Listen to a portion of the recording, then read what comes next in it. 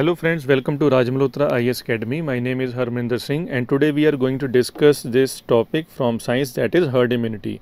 So as you all know, corona का spread बहुत ज़्यादा हो रहा है और जो हर्ड इम्यूनिटी है ये टर्म न्यूज़ में काफ़ी ज़्यादा आ रही है। तो आज हम इसके बारे में अच्छे से समझेंगे कि ये है क्या। तो उसके लिए हमें सबसे पहले समझना पड़ेगा कि वैक्सीन्स क्या हैं। तो वैक्सीन्स और मेडिसिन में जो मेन डिफरेंस है वो ये है, vaccines are to prevent disease and medicine is to treat a disease. तो वैक्सीन्स हम इसलिए देते हैं, आपको पता होगा कि ग्लोबल इम्यूनाइजेशन प्रोग्राम होता है जिसके अंडर वैक्सीनेशन प्रोग्राम्स हैं हर कंट्री में। तो वो किस लिए है? ताकि फ्यूचर में चिल्ड्रन को कोई डिज़ीज़ ना हो। मेडिसिन का मीनिंग होता है ये हम ट्रीटमेंट देते हैं जब कोई डिज़ीज़ हो जाती है।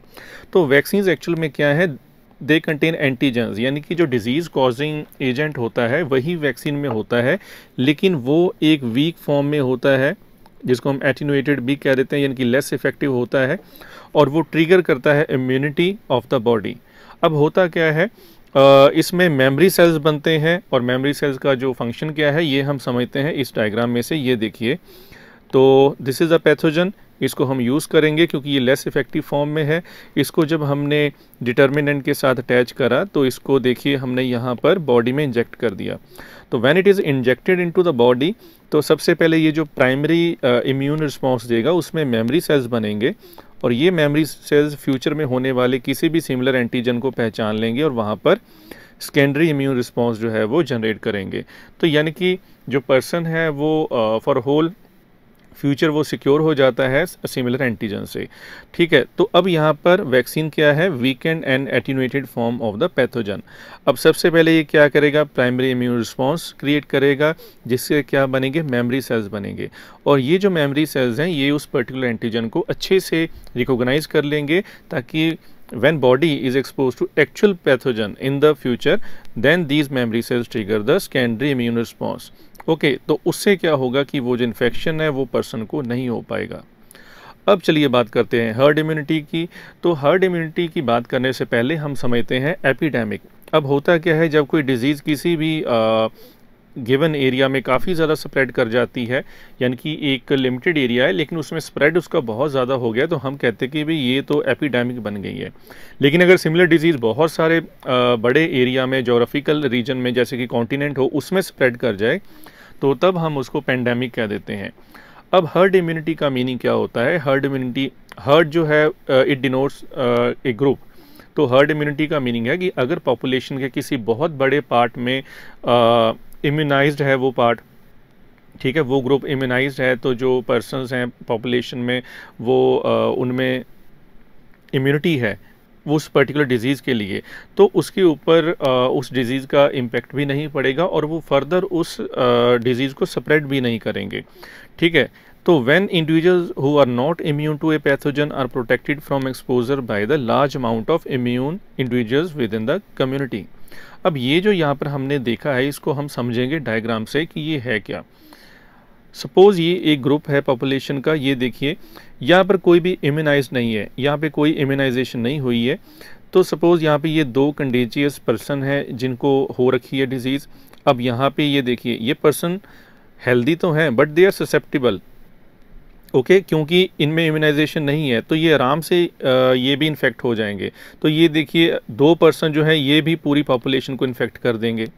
लेकिन सपोज़ अगर उसी पॉपुलेशन में ये जो येलो कलर आपको दिख रहा है ये इम्यूनाइज पर्सन है, अगर पॉपुलेशन में ये इम्यूनाइज पर्सन है तो अगर यहाँ पर ये कंटेजियस पर्सन है तो ये स्प्रेड ऑफ डिजीज़ को स्लो डाउन कर देंगे, क्योंकि इस पर्सन से इस इम्यूनाइज पर्सन को डिजीज़ नहीं होगी तो ये एक बैरियर का काम करेगा between the non immunise person and this contagion, यानी कि जिसको डिजीज़ हो रखी है, तो एक बैरियर बन जाता है। अब देखिए यहाँ पर तो ये डायरेक्टली इसको इन्फेक्ट कर रहा है, ठीक है, ये भी इसमें कन्वर्ट हो गया, ये फर्दर और इसको इन्फेक्ट कर देगा।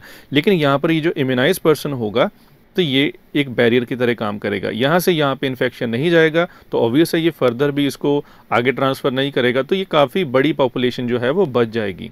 तो इसलिए एट प्रेजेंट जो डॉक्टर्स हैं वो काफ़ी ज़्यादा एम्फेसाइज़ कर रहे हैं कि अगर हमारी जो पॉपुलेशन है हम उसको इम्यूनाइज़ कर देते हैं तो काफ़ी हम जो लॉस ऑफ लाइफ है वो बचा सकते हैं, कम कर सकते हैं। तो resistance to the spread of contagious disease, okay, within a population that results if a sufficiently high proportion of the individuals are immune to the disease. अब इसका मीनिंग क्या है कि जो कंटेजियस डिजीज़ है उसका स्प्रेड किस पे डिपेंड करता है कि उसमें कितने इम्यूनाइज्ड पर्सनस हैं। जितने ज़्यादा इम्यूनाइजेशन है उस पॉपुलेशन में उतना कम स्प्रेड होगा, और ये डिज़ीज़ टू डिज़ीज़ वेरी भी कर सकता है। ओके तो चलिए, अब अगर हम एक सिंपल एग्जांपल लें स्मॉल पॉक्स की, तो स्मॉल पॉक्स आपको पता है कि इसको हमने रेडिकेट कर दिया है पूरे वर्ल्ड से। तो यहाँ पर ये देखिए, इसमें एक डिफरेंस है। अगर किसी रीजन में से उसको सर्कुलेट होने से हम बचाते हैं तो उसको हम कहते हैं कि that disease has been eliminated, और अगर हम उसको वर्ल्ड वाइड हटा देते हैं तो उसको हम वर्ड यूज़ करेंगे इरेडिकेटेड। तो जो स्मॉल पॉक्स है उसको हमने इरेडिकेट कर दिया है। 1967 में वर्ल्ड हेल्थ ऑर्गेनाइजेशन ने यहाँ पे जब ग्लोबल वैक्सीनेशन प्रोग्राम चलाया था तो उसके अंडर इसको रेडिकेट करा था। तो जो लास्ट इसको फिर 1980 में ऑफिशियली हमने डिक्लेयर कर दिया that smallpox has been eradicated from the globe. तो ये हो गया स्मॉल पॉक्स। अब यहाँ पे पॉइंट है, अगर हम कोरोना के साथ इसको कंपेयर करें तो कोरोना और स्मॉल पॉक्स में क्या डिफरेंस है। इरेडिकेशन ऑफ स्मॉल पॉक्स जो है वो इसलिए ईजी थी क्योंकि ये ईजिली आइडेंटिफिएबल थी। Why? Due to the overt clinical symptoms.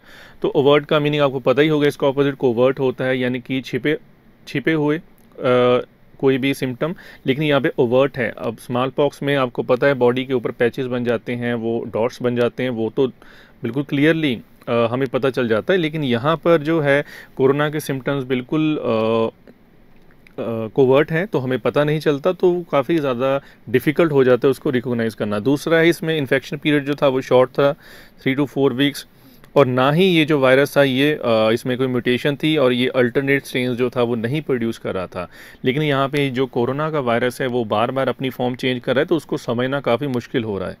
Okay चलिए, अब यहाँ पर जो नॉर्मल हमने जो पॉइंट समझा है वो यही है कि जो हर्ड इम्यूनिटी है, when it occurs in large portion of a community becomes immune to a disease making the spread of disease from person to person unlikely। यानी कि जितने पॉपुलेशन में पर्सन जो है वो इम्यूनाइज्ड होंगे उतना उसका जो स्प्रेड है वो कम होगा। ओके तो अब अगर कोई पॉपुलेशन है, कोई परसेंटेज ऑफ पॉपुलेशन है जो कि डिजीज़ जिसमें स्प्रेड हो सकती है, उसको हम कहते हैं थ्रेशहोल्ड प्रोपोर्शन। ओके अगर इम्यूनाइज पर्सन का जो नंबर है वो इस थ्रेशहोल्ड प्रोपोर्शन से बढ़ जाता है तो डिजीज़ जो है वो स्प्रेड नहीं होगी, उसका स्प्रेड हम काफ़ी हद तक रोक सकते हैं। इसको हम कहते हैं हर्ड इम्यूनिटी थ्रेशहोल्ड। ओके तो it is known as herd immunity threshold. तो यानी कि जो डिजीज़ कॉज कर सकते हैं उसको हमने थ्रेशहोल्ड प्रोपोर्शन कह दिया। Okay who are capable of getting disease, और जो उसको रोकेंगे तो उसको हमने कह दिया हर्ड इम्यूनिटी थ्रेशहोल्ड। ओके तो ये सेम डायग्राम है लेकिन इसमें और भी आपको क्लियर हो जाएगा। ये देखिए स्टेप बाय स्टेप है। यहाँ पे when no one is immunized तो ये कंडीशन होगी। अगर some of the population is immunized तो हम उसको थोड़ा कम कर सकते हैं उसके इम्पैक्ट को, लेकिन अगर ज़्यादा इसमें इम्यूनाइज होंगे तो हम पूरी पॉपुलेशन को ही सेव कर सकते हैं। Okay so that's why herd immunity is so much important. अब यहाँ पे इससे रिलेटेड 2 टर्म्स है जिसको हम समझेंगे, इनेट इम्यूनिटी और अडेप्टिव इम्यूनिटी होती है। सो देर आर 2 डिफरेंट टर्म्स। अब यहाँ पे इनेट इम्यूनिटी और एडेप्टिव में दोनों में डिफरेंस समझेंगे। तो जो सबसे पहले सपोज़ आपकी बॉडी में कोई इन्फेक्शन आ गया, आपकी बॉडी है इसमें बिल्कुल कोई नया एंटीजन आ गया है, सबसे पहले जो विद इन आवर्स जो रिस्पॉन्स होगा बॉडी का उसको हम कहते हैं innate immunity. So it can be put in place by skin, chemicals in the blood, immune system sales. Okay तो जो एकदम से फॉरेन एंटीजन्स के ऊपर काम करेंगे उसको हमने कह दिया इनेट इम्यूनिटी। अभी तक यहाँ पर एंटीजन की कोई रिकॉग्निशन नहीं हुई है, इसके ऊपर कोई मेमोरी सेल्स नहीं डेवलप हुए हैं कि फ्यूचर में उसको कैसे रोकना है। सिंपली ये एक रिस्पॉन्स है जो बिल्कुल इनिशियल पॉइंट पे होता है। After that is adaptive immunity. इसका मीनिंग क्या होता है, ये एक एंटीजन स्पेसिफिक इम्यून रिस्पॉन्स होता है। बिकॉज इनेट इम्यूनिटी के बाद जब उस एंटीजन को रिकॉग्नाइज कर लिया जाता है with the help of memory cells, तो फ्यूचर में वो अगर एंटीजन दोबारा आता है तो वो उसको हटा सकते हैं। तो इसको हम कहते हैं adaptive immunity. First of all an antigen is processed and recognized. जब उसकी रिकॉग्निशन हो जाती है फिर दोबारा से हम उसकी जो बॉडी में जब वो एंटर करेगा तो उसको बड़े आराम से रोका जा सकता है। तो adaptive immunity also has a memory so that it can respond to similar future infections। तो ये एक मेजर डिफरेंस है इनेट इम्यूनिटी में और अडेप्टिव इम्यूनिटी में। तो फ्रेंड्स आई होप कि आपको ये जो टॉपिक है ये समझ आया होगा। बिल्कुल सिंपल टॉपिक है, तो जनरल टॉपिक है, तो इससे आपको और भी क्लैरिटी हो जाएगी और टॉपिक्स को समझने में जो कोरोना से रिलेटेड हैं। तो this is all for now. In the next video we will discuss some other topic. So till then, thank you.